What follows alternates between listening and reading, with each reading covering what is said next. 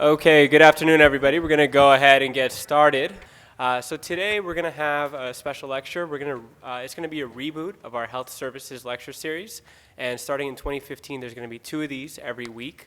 To start us off, we have the Director of Health Services Research, Dr. Brennan Spiegel. Okay, thank you very much. I'm going to do this Jerry Springer style, come out with a hand mic. He's not even on TV anymore, I don't think. Well, thank you very much, and thanks for you all for coming out today for our inaugural presentation for this year's 2014-2015 Health Services Research Lecture Series. I want to start by thanking a few people who have really helped to make this happen, in particular Josh Pevnick and Jean Black, who really started the lecture series and have set the foundation for expanding this lecture series, which is now going to be every other week, starting really after the holidays. Every other week, we're going to have lectures on a wide variety of topics. Today will be the first of several lectures on digital health. Today I'll be talking about wearable biosensors and the sensor kind of explosion and what we can sort of make out of that technology. We'll be talking in the future about social media research, about mobile health applications. We'll also be talking more broadly about value in healthcare. What is value? How do we measure it? What does it mean to be cost effective? How do we measure cost effectiveness? How do we measure quality? And so on. We have a great group of speakers, both from within Cedars-Sinai and also some prominent outside speakers who have agreed to come and be with us over the course of the next year. I also want to thank Kathy Oka, who's over here, who's done all the work on setting up these lectures, including helping with the food and so on. So today's discussion is about wearable biosensors. And just by way of introduction, I want to show you a picture that if you're a clinician or if you're not a clinician, you're familiar with. This is the picture. And this is, of course, an examination room. And really, if you look at an exam room like this, I challenge you to imagine any other room that you go to in your normal life that looks anything like this at all, right? I mean, this exam room bears no resemblance to the real world in any way, shape, or form. We know it to be an examination room. This is where we deliver healthcare for the most part. This is where, as healthcare providers, we interact with our patients. It's where we understand as best we can their illness experiences, their biopsychosocial experiences. It's where we look people in the eye and try to understand what's happening in their lives. And it's where we do histories and take complex histories and then perform physical examinations. And then we try to feed back to the patient our understanding of what's happening. We try to explain it in a way that's meaningful and in a way that's lasting and durable. So we provide education. We make tests. We order tests. We conduct tests. We order laboratories. We do all of these things. And of course, prominently between us, physically and emotionally separating us, is that electronic health record right in the middle. It's a very prominent position in the room. And we have to meticulously document all of this on that electronic health record and do all of that in about 20 minutes. Now, I've said this before in previous fora that it's not possible to do that. It's not possible to do all of that accurately in 20 minutes and to do it over and over and over again, day in and day out, week in and week out, for months and years on end. There's a bit of a crisis right now in medicine, especially in primary care. Primary care physicians are getting squeezed from both ends to provide high-quality care and to do it in a way that's meticulously documented and to do it all within the 4 walls of this room, which bears no resemblance to the free-range experiences of our patients, where our patients spend 99.9% of their lives nowhere near a room that looks like that. They spend time in their kitchen or in their living room or in a park or in a senior center. They spend their lives nowhere near where we are. So this brings up this idea that we need to think about ways to extend our care beyond the walls of the clinic or the office or the hospital room, because that's an artificial environment. It's a highly artificial environment. It's like going to the DMV. You know when you're going to go to the DMV, you kind of know what you're going to expect. You're not really happy about it. It looks kind of beige and bland. And even when you take the driver's test, the way you drive at the DMV when you take a driver's test may not actually resemble how you drive in real life. It's a bit of a court, almost like a court of law. And to some degree, exam rooms are a little bit like that. We don't intend it to be that way, But we know that when people come to see us, they sometimes change a little bit about who they are. We know the best example of that is blood pressure, white coat hypertension. Just by virtue of seeing somebody in a white coat, blood pressure will be higher than it might be otherwise. And there's so many other examples like that. So most all of this is happening outside of the clinic. Our patients are experiencing chronic illnesses, acute illnesses, symptoms, not just physical symptoms, but emotional symptoms, cognitive symptoms, social symptoms that we really can't easily capture in that artificial room where we spend most of our time. So this brings up this idea of the Hawthorne Effect, which is an important psychological construct that most people probably are familiar with because you've either experienced it yourself or you've studied it. And this is this idea that as soon as we examine people, as soon as we study people, they change a little bit about who they are, just by virtue of being examined. And again, white coat hypertension is maybe the best example of that, but there are other more subtle examples.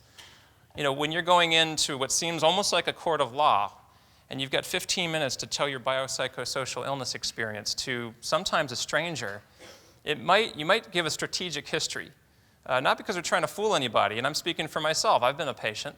I know that I need to get across a certain message. I want to make sure the provider understands what I've been experiencing. And there's this pressure-packed environment to do it. So I might change a little bit about my actual free-range story just because I need to get across my point.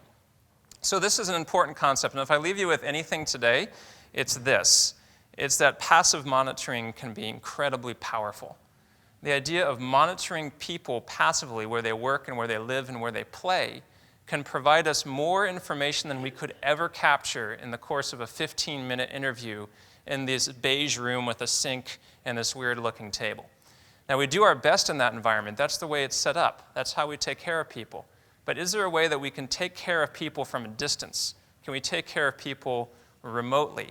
And this is where this idea of wearable biosensors becomes so powerful, because we can passively monitor people in the hospital, in our clinic, but also where they live, where they work, and where they play. And that's this idea of passive monitoring.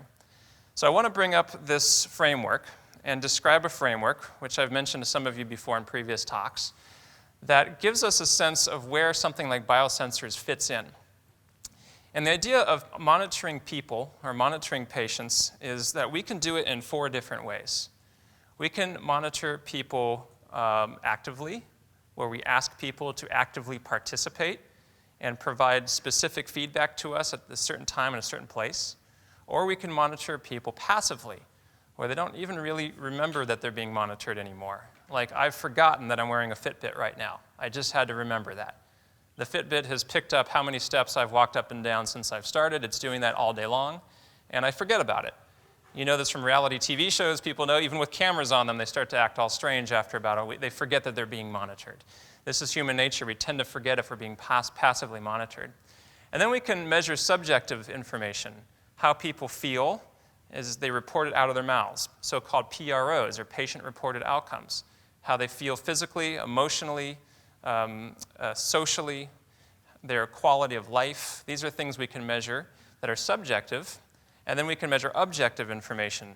We can measure physiologic parameters like blood pressure or heart rate or EKGs or heart rate variability or sleep and so on.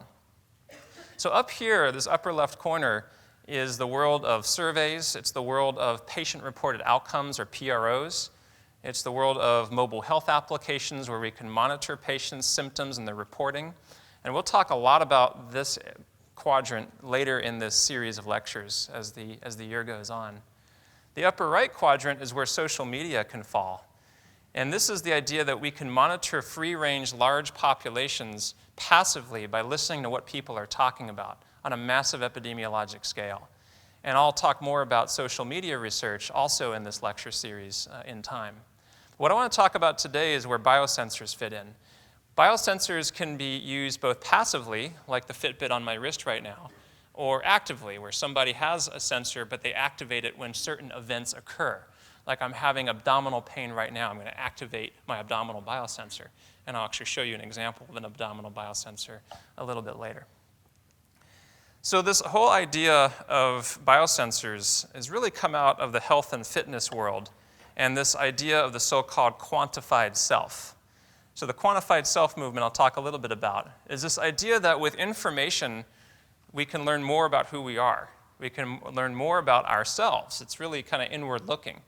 And that's in some ways a good thing, because we need to start by understanding ourselves and then understand how we fit into the world around us, so that we can use data to improve ourselves or to discover things about ourselves, facts about ourselves that we never knew because we didn't have access to this kind of information.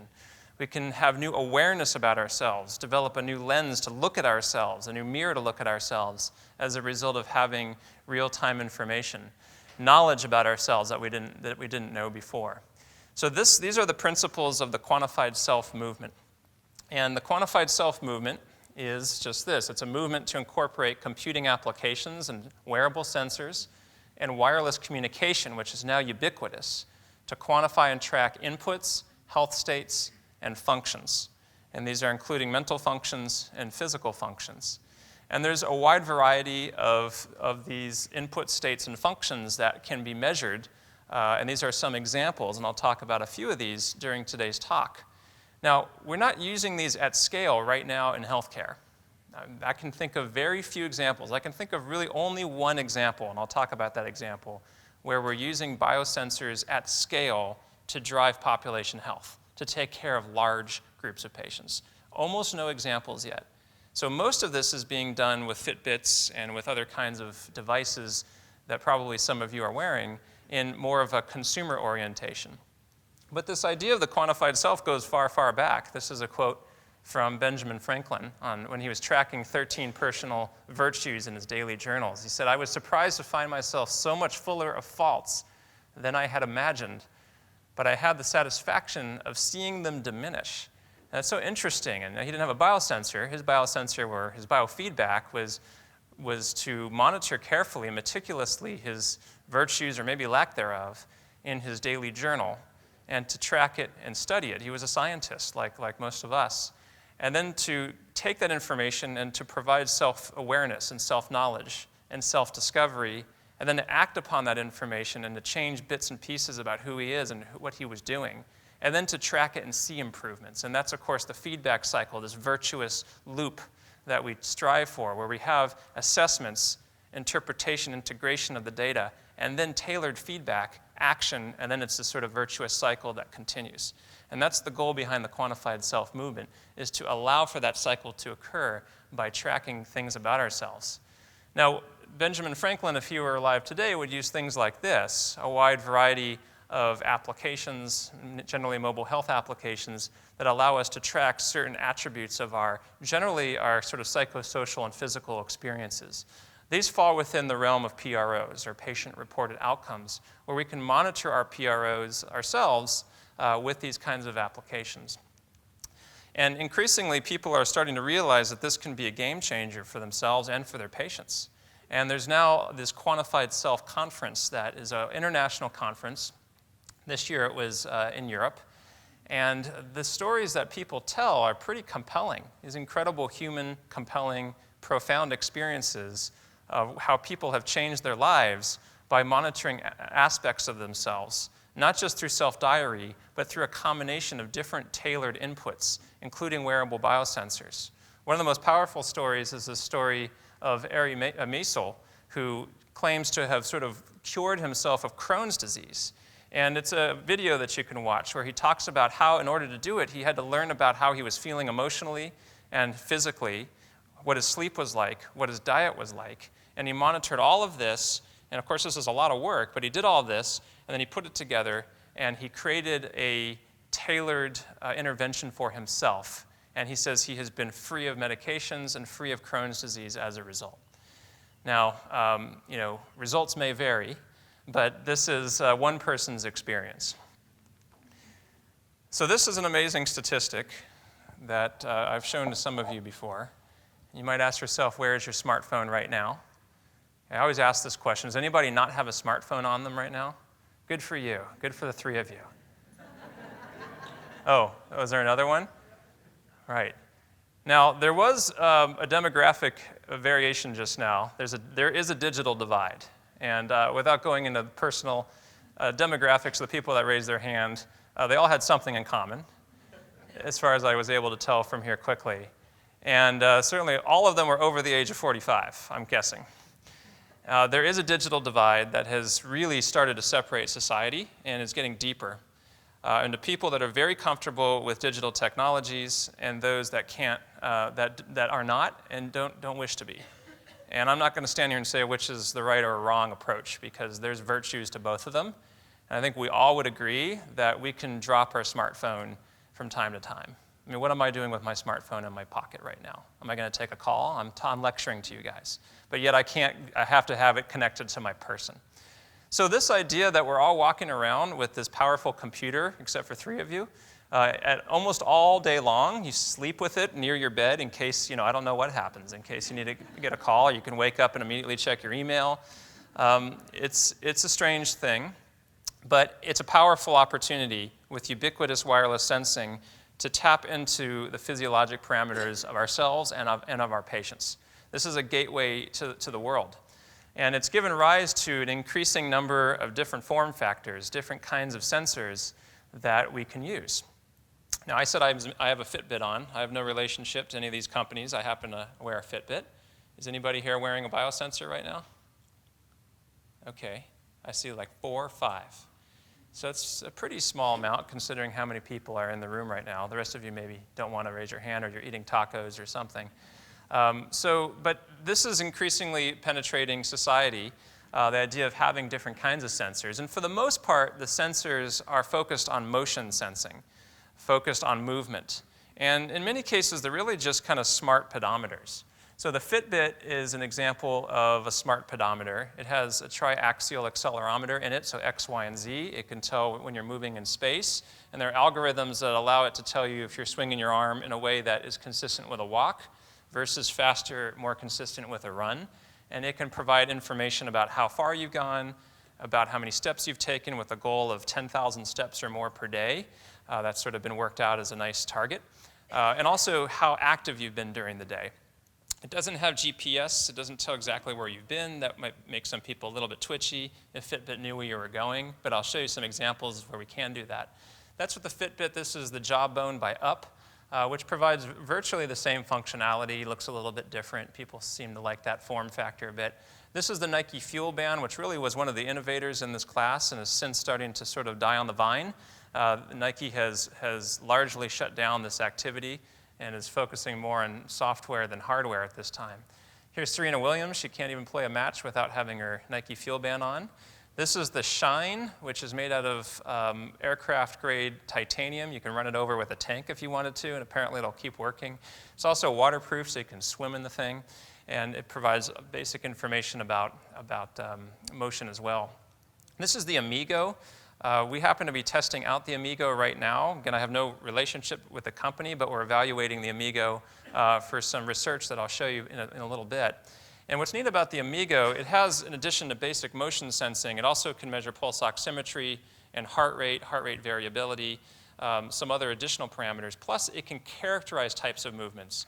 So for example, it can tell if you're doing a bench press versus a curl, for those of you that do that. Or if you're doing a backstroke versus freestyle, it can tell that. You can swim in it. But if we start thinking about our patients, we want to know about activities of daily living. Can you brush your teeth? Can you comb your hair? Can you go up and down stairs? We can measure those things with questionnaires, but we also can measure those things directly with sensors. And we can train sensors like that to actually tell us if somebody can brush their hair, or if somebody can walk up and down stairs, or if they can brush their teeth.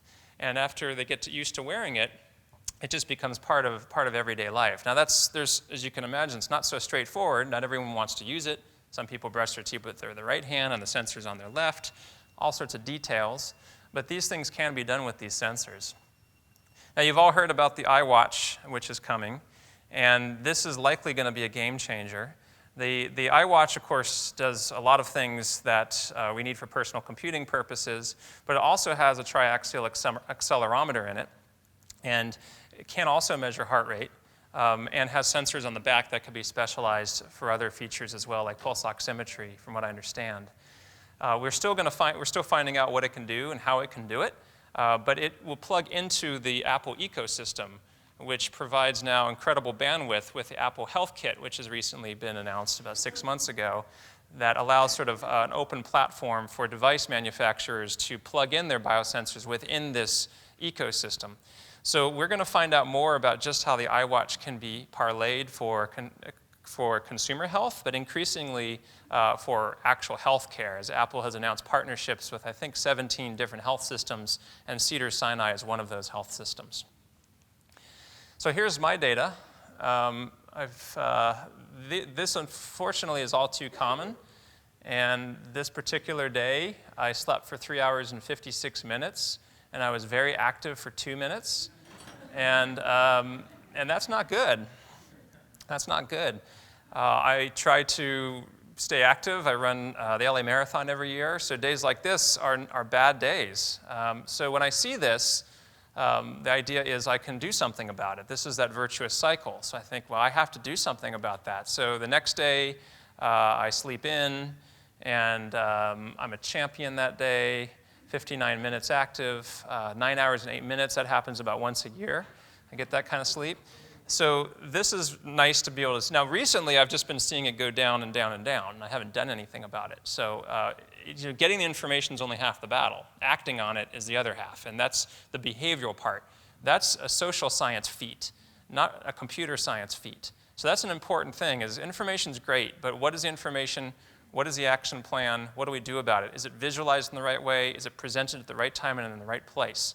So I'm going to talk more about those features of biosensors as I get a little farther into the discussion. Now, I've been very, very fortunate to, as many of you know, I've been at UCLA for the last decade and was very fortunate to come to Cedars back home where I did my residency. So I see all the dark coats out there. It always looks a little bit like a funeral on interview day. You guys look handsome. So I was in those seats too. I guess that was 1997 now, and was fortunate to do my residency here.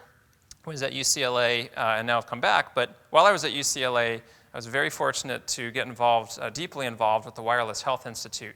I'll talk a little bit more about the UCLA Wireless Health Institute, and they've been very, very supportive of our work here at Cedars-Sinai now.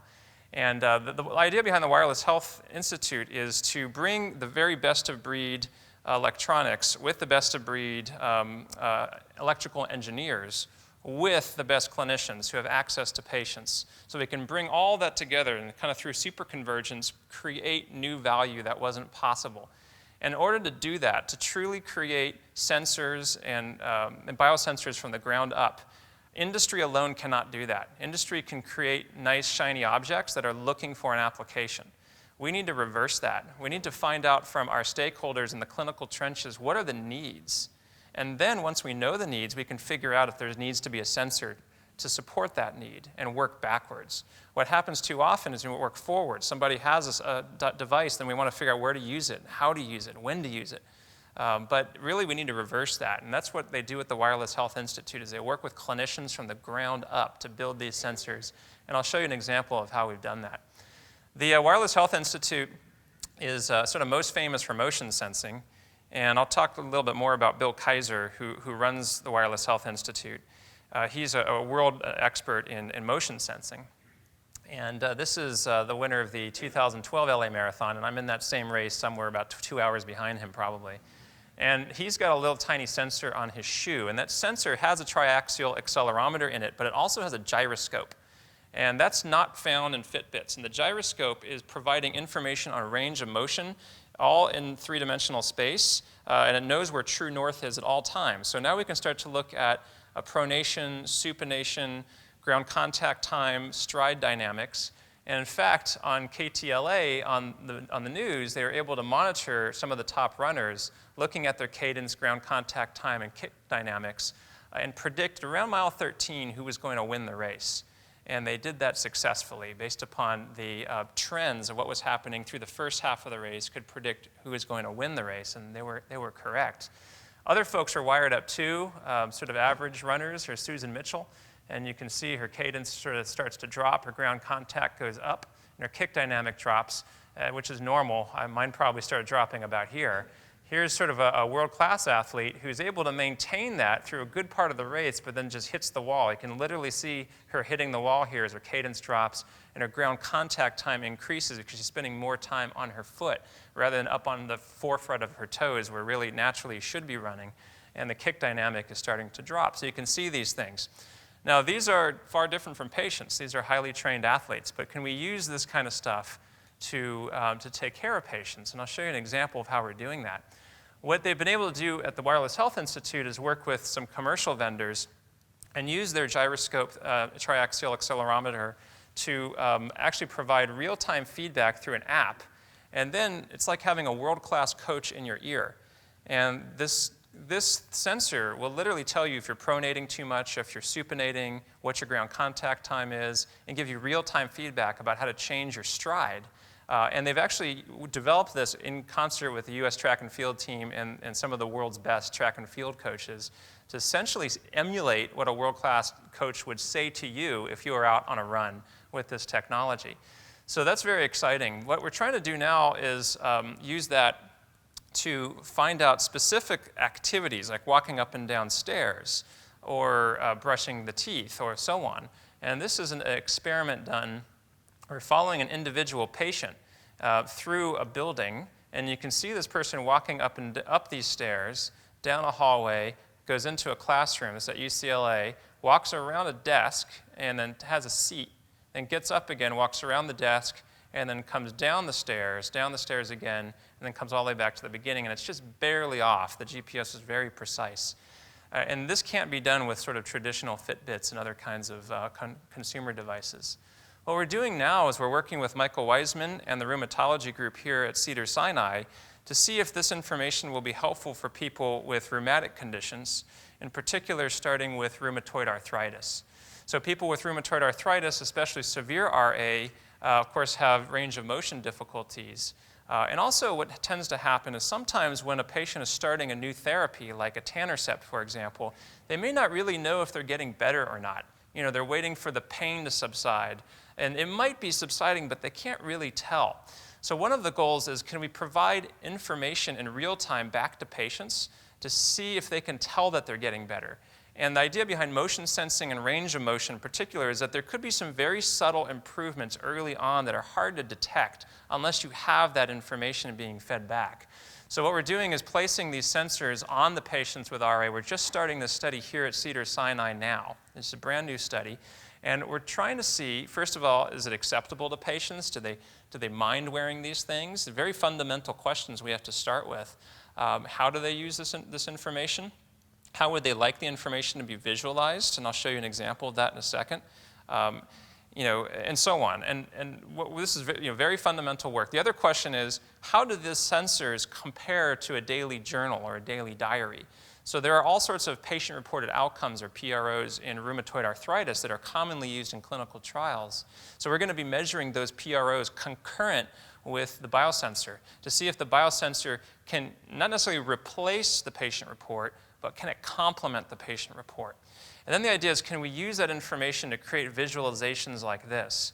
This is a metaphorical narrative on a screen that we've been developing that would allow patients to have multiple different kinds of data that are all, through superconversions, brought into one metaphorical narrative to see how they're doing over time. So this is an example of a visualization where each week is depicted as an island. And this is a RA patient who's starting etanercept, which is an injection. Each time that they inject themselves, it's depicted as a bridge to move from one week to the next. And then you can see there are different attributes of the visual picture. Like when they're not doing well and they have pain, swelling, and stiffness, the water is choppy and it's a dry island, and there's sort of rain clouds that can come in. But as they start to feel a bit better, there's some grass that starts to grow, and trees come out, and the sun comes out, and the waves become calm, and boats start to sail around, so on. And each one of those variables is driven by a particular data source. So some of the variables are driven by the biometrics, and some are being driven by the psychometrics. So we have a convergence of what I'm calling PRO and PRI, patient-reported outcomes and patient-reported informatics, converging together in a metaphorical narrative so that people can see how they're feeling visually. Now this sounds good, but it's totally untested. We don't know if this is going to be helpful, or if patients will want this, or if it can give them additional insights. But if it worked for Benjamin Franklin with a diary, we think this kind of technology is one way to help patients understand how they're doing and to get that feedback. And we'll be testing this out as we move ahead.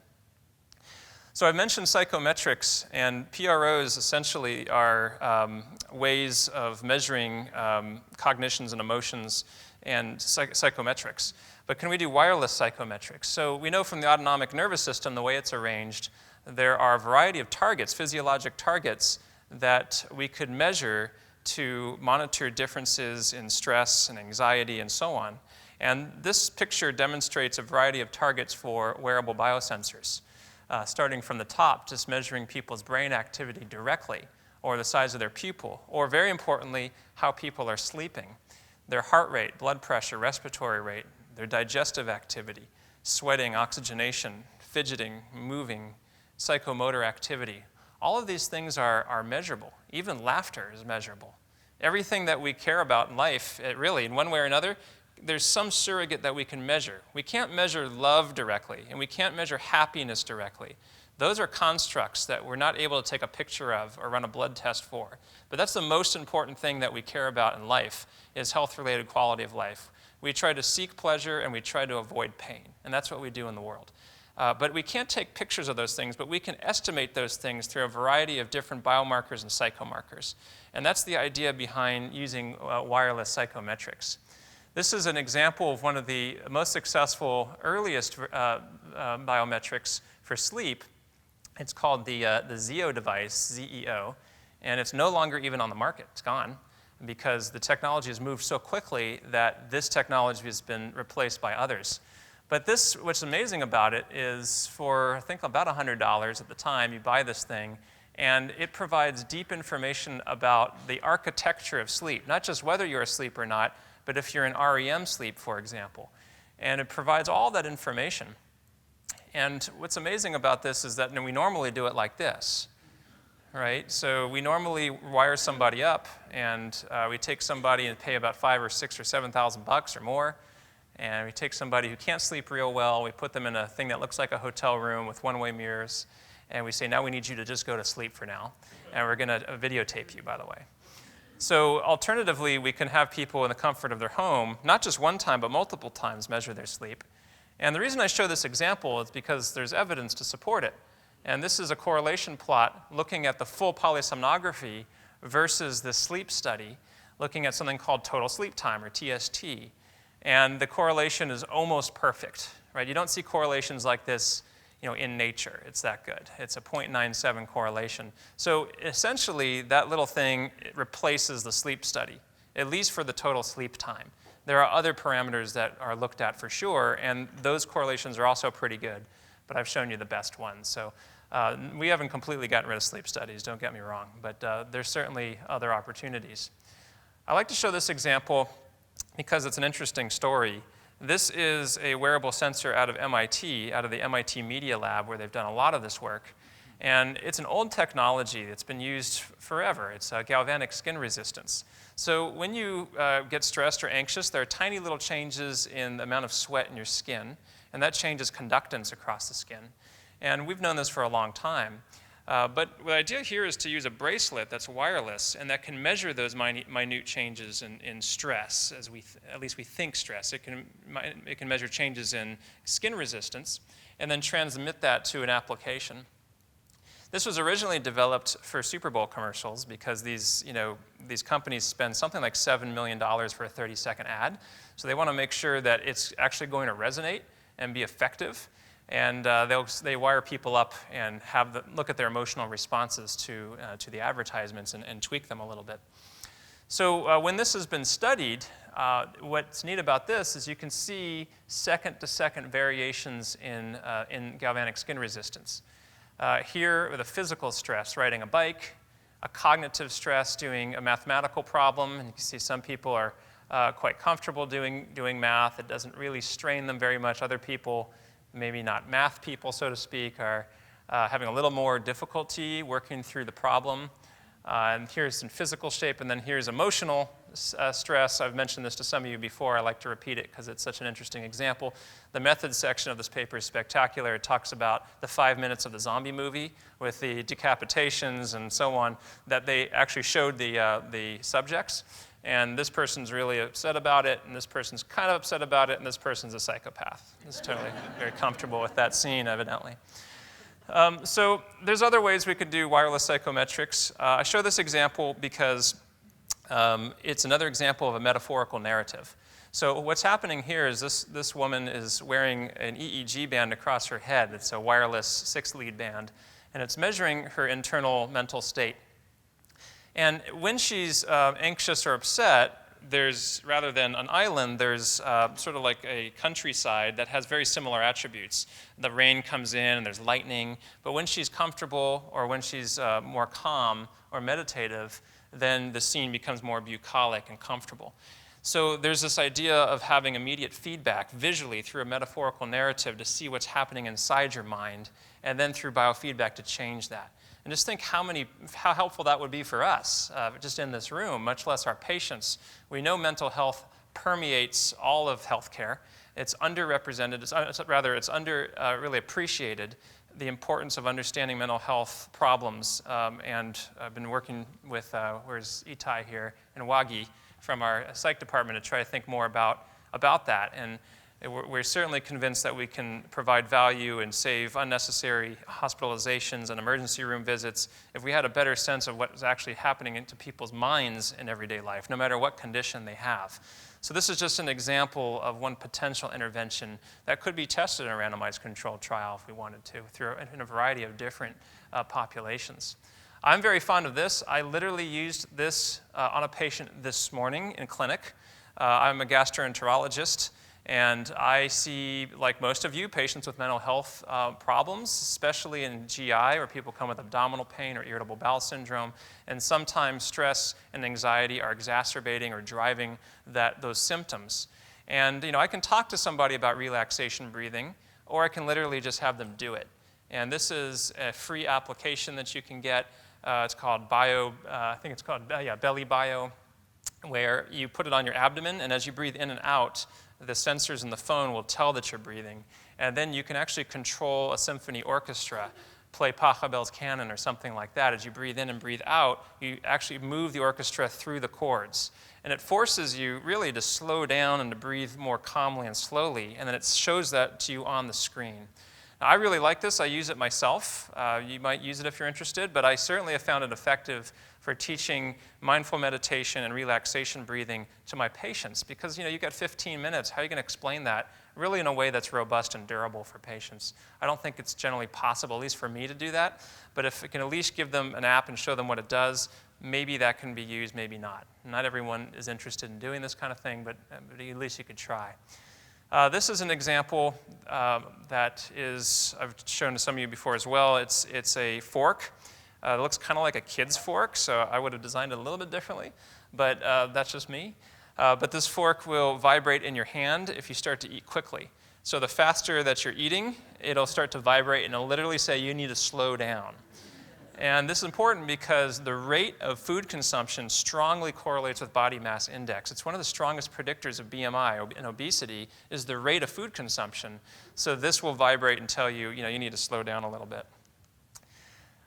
Probably the biggest success that I'm aware of, this is one of two examples I'll show where there's been big successes, is in diabetes management. And this idea of providing real-time continuous home monitoring of glucose. This is a profound advance. After I gave a version of this talk recently, somebody in the audience came up to me and said, "Look what I have in my hand." He was using it right there during the lecture. A type 1 diabetic. He said, "It has absolutely changed my life. I can't imagine living without this anymore. If sugars get low, it's going to actually vibrate and it's going to call you and tell you that your sugars are getting low. If your sugars are getting high in real time, my goodness, we need to be doing this more." But I've never had a patient with this before, at least in my own practice. I'm sure many of you have. But this is something that makes a difference. It's been shown in clinical trials to make a difference. It reduces hemoglobin A1C. Diabetes, that's on our top 10 populations in population health we need to manage. Maybe this is one way to get some insights and do that. This is the Proteus device, which has gotten a lot of attention recently.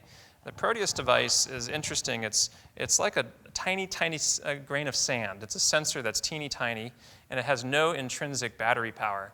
And it actually could be connected to pills. So we can measure whether somebody's consuming their pills or not. When it goes into their mouth and they swallow it, it's actually activated by the acid in the stomach. You remember those potato clocks that you might have played around with when you were kids? You can actually power a digital clock by sticking little electrodes into potatoes. It uses the same exact technology. I mean, old technology that you do in like science fair, but it turns on a device, and they will actually tell a smartphone app whether somebody's swallowed their pills or not. So we can monitor individuals, see if they're taking their pills, not taking their pills. That's another example where we can have a conversation in that examine room and think that we're going to make a difference with adherence. We're not going to make a difference with adherence for the most part. People are going to do what they're going to do unless we really have a way to follow up and monitor and give feedback, education, explanation. This is one way to try and do that. We're now moving into this new era of reshapeable electronics, where it can actually take stickers and just stick them right on the skin. These are computers that are reshapeable, that go right onto the skin, can measure all sorts of things, can measure motion and so on, but can also, for example, in seizure disorders, measure somebody's having a seizure. And then the next step is that they can deploy medications directly subcutaneously. So this is spectacular stuff. I haven't seen it scaled up yet, but there's a lot of people working on this right now, evidently with great success. And there's been some research and some papers that have been published that demonstrate the effectiveness of this approach. This is an example I give because it's FDA approved, and yet I've never seen it in any of my patients. Maybe you have. So think about all the asthmatics that we manage and all the patients with COPD, all these patients who are using nebulized multidose inhalers. And the information that we can get, because they're walking around with that inhaler anyway, if we connect a device to that inhaler. So this is called the Propeller Device. It's a device that will activate and tell me, a doctor, and a patient each time somebody uses their device. It will tell me where they are when it's happening, when they're having asthma attacks or COPD exacerbations. What were the particulates and pollen counts in the environment at that time? Are there particular characteristics and features of those attacks that are reproducible that we can identify and then make a difference? And in clinical trials, it's been shown that use of this device can improve outcomes. This is a really interesting device from my colleague, Bill Kaiser, who I'll talk more about in a second, from the Wireless Health Institute. This is for bed sores, for decubitus ulcers. So this is really interesting. The idea behind this device, which is a handheld device that will send signals through a cloud to a server at UCLA and then back to the device, what it does is it can be held on the skin. And long before a decubitus ulcer forms, there's accumulation of subepithelial moisture. And that moisture will start to accumulate between the bony prominence and in the subcutaneous fatty tissue. And this device can be used to characterize exactly where the decubitus ulcer is going to form, long before it forms. That's what makes it so interesting. You can actually see where that decubitus is going to break through. And if you know that, now the nurses can, or caretakers can, protect that area, can put donuts around that area. We know that once a decubitus forms in a bed-bound patient, that it could be sometimes impossible to reverse, and it can truly be deadly. So this is an example where there's a complete unmet need. There's nothing like this that exists. The nursing school at UCLA had this idea. They brought it to the Wireless Health Institute, and they said, this is what we need. Is there a way that we can predict if somebody's going to get a decubitus and where it's going to be? That's really powerful, profound stuff. This is maybe the best example in all of healthcare right now of a widely used, scalable solution. It's called CardioNet. And this is a way of monitoring EKGs remotely in large populations. I understand that just last month they, I think, broke something like 10,000 patients. I forget. They've been really ramping up quickly. But patients will wear the portable EEG on their body, and then it's wirelessly sent to smartphones and to a service that is constantly monitoring the EEGs of these patients. As a cardiologist, how can you be held responsible for continuous data all the time on your patients? That's medical legally concerning, and it's just not possible. But if there's a remote control center, an e-coordination hub that is focused specifically on this, and that's their job, then this can be done. And this brings up this new idea that we have a new type of healthcare provider developing called the digitalist. So 15 years ago, it was the hospitalist. The hospitalist came out of nowhere. The hospitalist was meant to fill an unmet need in the hospital, but then has sort of expanded. But now what's happening is we have digital needs, tremendous amounts of big data coming in from mobile health devices, from sensors like these. And we can't sit in the four walls of a hospital room or a clinic and take in all this information. It's not possible. But we could offload that to digitalists who are in e-coordination hubs, who can understand the big data coming in, but can also understand the thickness of the data. There's something called big data, and then there's thick data. Thick data is the rich human context of the data.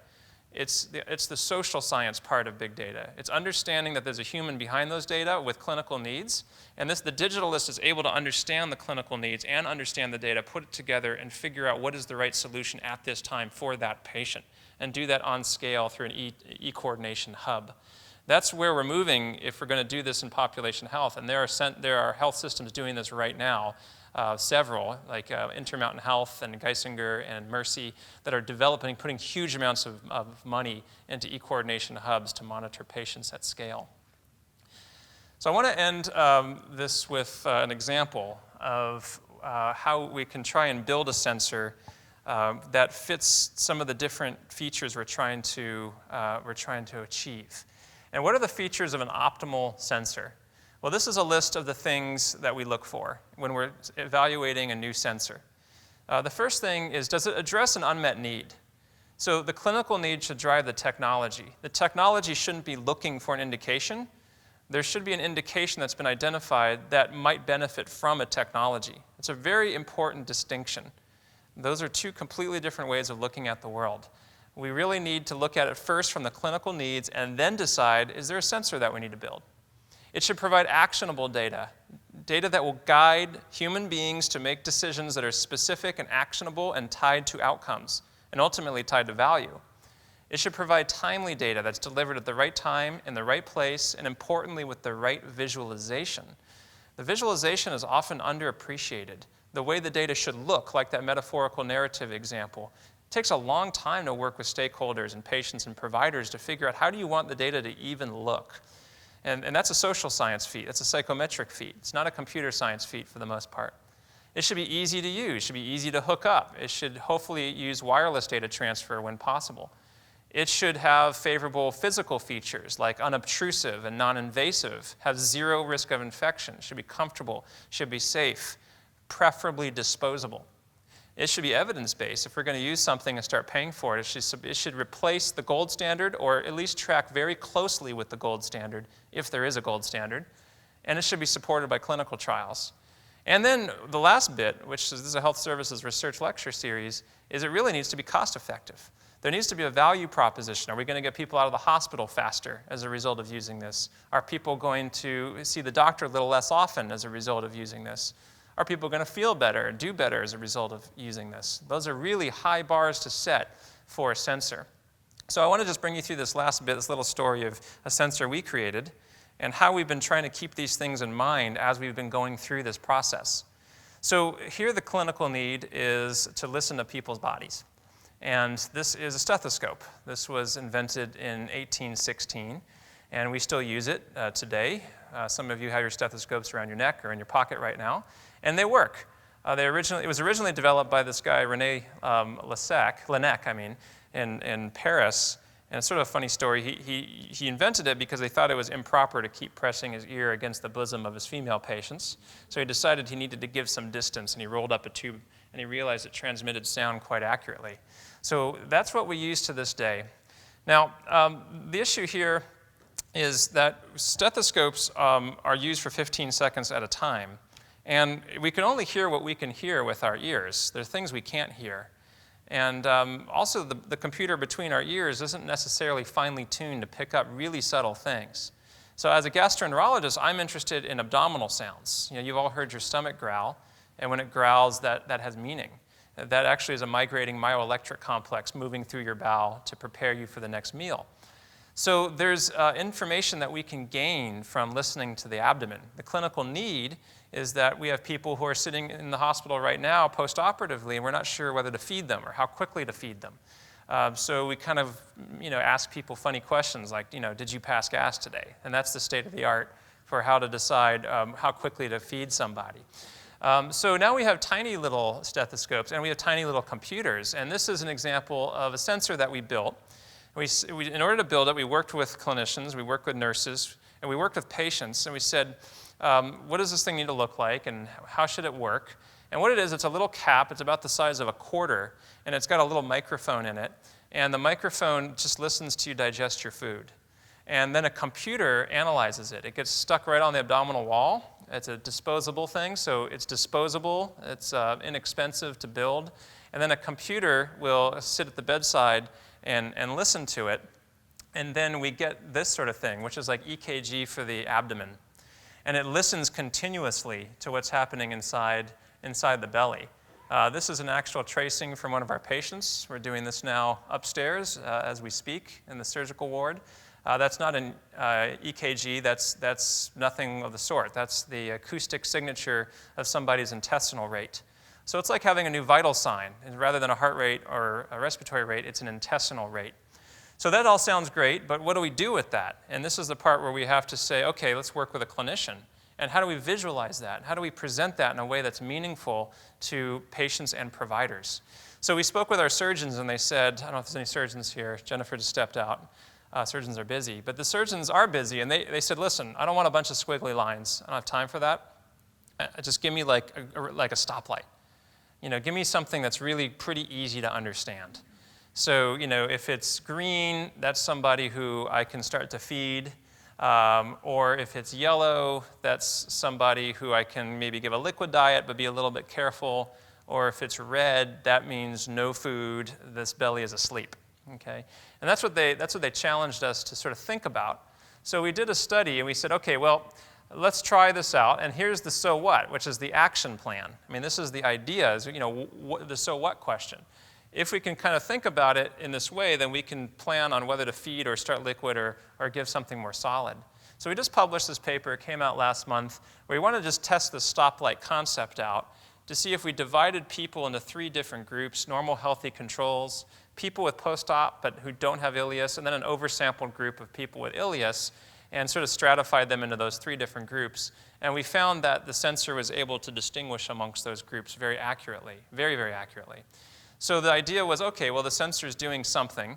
But then we said, okay, let's talk to our surgeons again. Is this enough? And they said, no, that's not enough. That's great, but that's a cross-sectional study. I already know what state they're in. I don't need a sensor to tell me that. I need you to predict for me who's going to throw up on their shoes and who's not. I need you to tell me who's going to do poorly and who isn't, so that I know in advance, not at that moment in time. So we said, okay, let's try that out. And then what we're doing now is monitoring patients continuously, like a continuous vital sign. And this is an example where before they go into the operating room, we get their intestinal rate, and here it's about 4 to 5. Then they're in the operating room. Then when they come out, we get another measurement, and it usually comes straight down, then it bounces back up like this. We're finding all these interesting things you never knew about. Then it comes back down, and then it starts coming back up. And here in this case, it starts moving up nicely. And the fact that the average here is about 5, we already know that this patient's going to do well based upon our data so far. And sure enough, this patient did really well, and they advanced the diet and started taking off. This is another patient. This is before pre-op, post-op. There's that same spike, and then it just stayed down and flat. At this point, the patient started getting food because that's what the algorithm says to do. And they were given meals and given food, and they kept getting fed.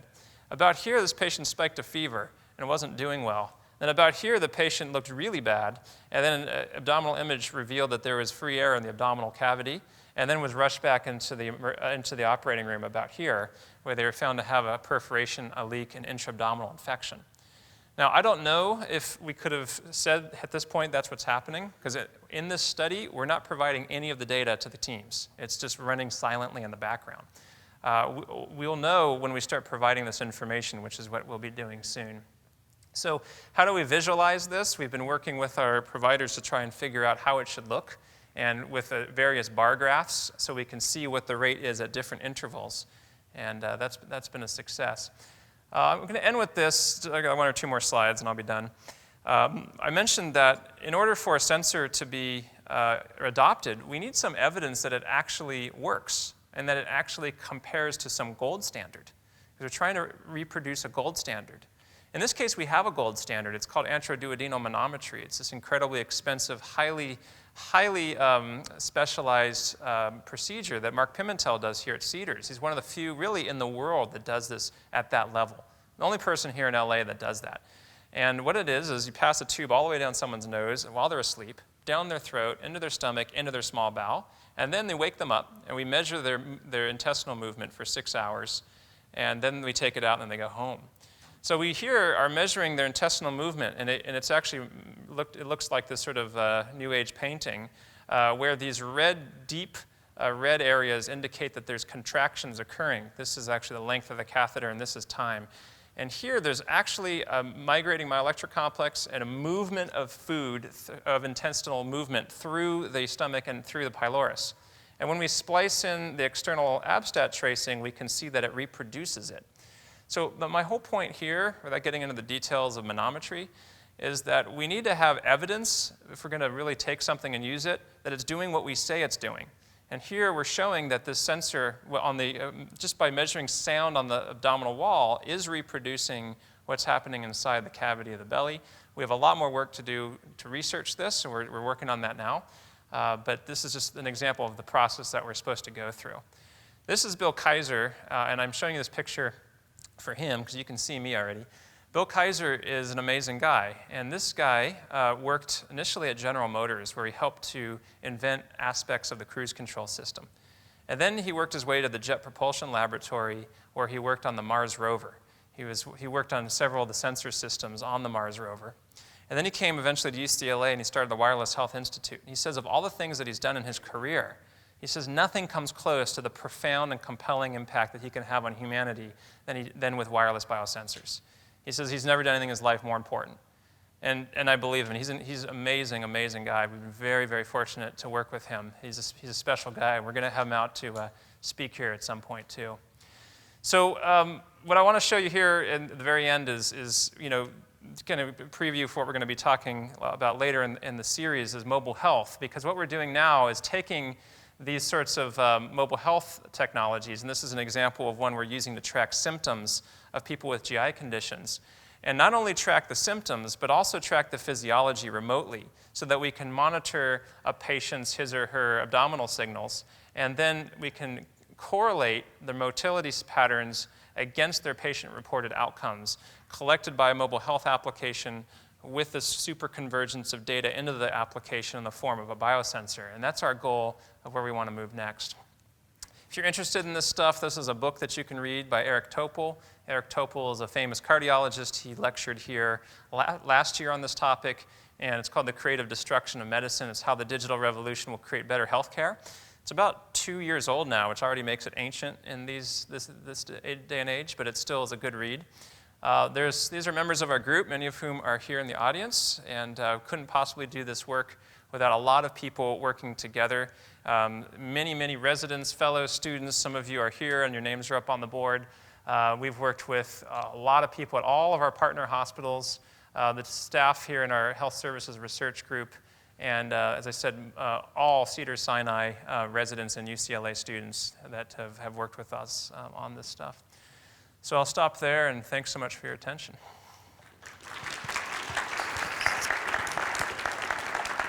So I went a little bit over, but if anybody has questions, feel free to ask, and I'll answer them.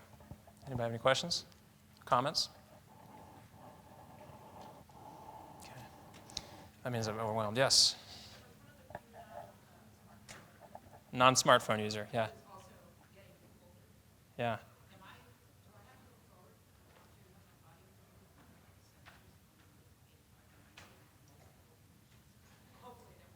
So you're asking, is this what your body's going to look like? Yeah, I mean, the questions are we going to be walking around with 1 million sensors on? And I don't have an answer. There's a lot of futurists that pretend to predict the future, and I'm not one of them, because that's the quickest way to get thrown off. I don't think we're ready to make any accurate prediction about what this is going to look like in 10 years, much less 5 years. much less 20, because we don't have enough examples of it actually working. I showed you the CardioNet. That's an example where it's working. The glucose monitoring, it's working. We need more examples. Whether you're going to be wired up every which way, I don't know. It might be that the sensors get very small, nanosensors that are actually in your bloodstream that can measure the first cancer cell that gets flipped off of a tumor long before you have cancer. That's unobtrusive. There's people working on that kind of stuff right now.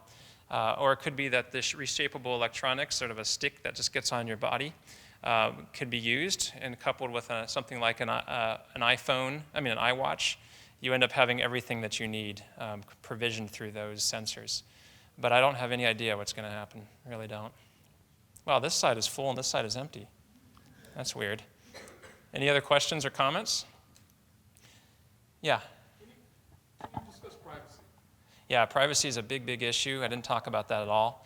For anything to be approved by the FDA, like the examples that I showed you, have to be HIPAA compliant, highly secure, have to have APIs or application programming interfaces that will communicate with the electronic health record like Epic in a way that's completely secure. And that is feasible and can be done. Commercial electronics solutions don't really rise to that level. So privacy in general is pretty well worked out for these data, probably bigger risk for some of the other kinds of information that we work in than the biosensor data. Yeah. Yes? The glucose device, does that measure glucose transcutaneously? Yes, I believe it's a transcutaneous sensor that goes right underneath the skin. There's new sensors that are being used on the eye now as well.